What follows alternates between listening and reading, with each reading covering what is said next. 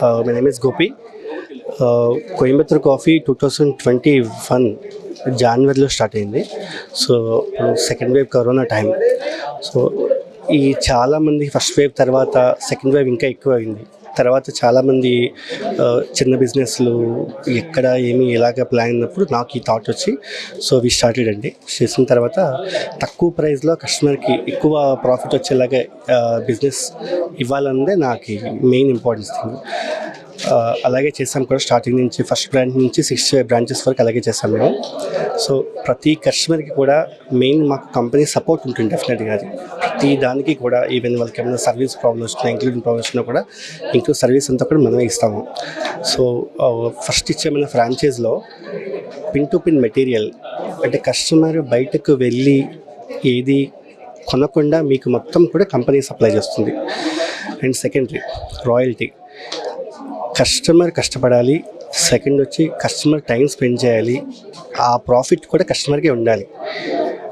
మధ్యలో సపోర్ట్ చేసినందుకు మీ వెళ్ళి రాయల్టీ తీసుకోవడం అది రాంగ్ అనిపించింది నాకు. సో ఆ మెయిన్ రీజన్ దాని గురించి రాయల్టీ ఛార్జెస్ అనేది మొత్తానికి మా దాంట్లో లేవన్నమాట. సో కస్టమర్ మార్నింగ్ 4 o'clock వెళ్తాడు, 5 o'clock వెళ్తారు. మార్నింగ్ 4 నుంచి ఓనర్ అయితే నైట్ 10-11 వరకు కూడా ఉంటారు వాళ్ళు. సో అంత కష్టపడినప్పుడు డెఫినెట్గా ప్రాఫిట్ కూడా వాళ్ళకే ఉండాలి.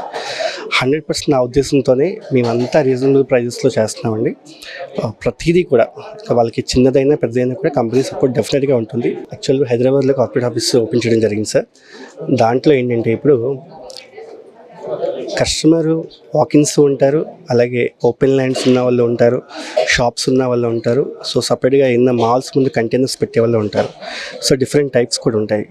సో ఇప్పుడు యాక్చువల్లీ దీంతోపాటు మేము కూడా ప్లానింగ్ సెకండరీ ప్లానింగ్ ఏంటంటే స్మాల్ చేంజెస్, స్మాల్ అవుట్లెట్స్ అన్నీ కూడా ఇస్తాము.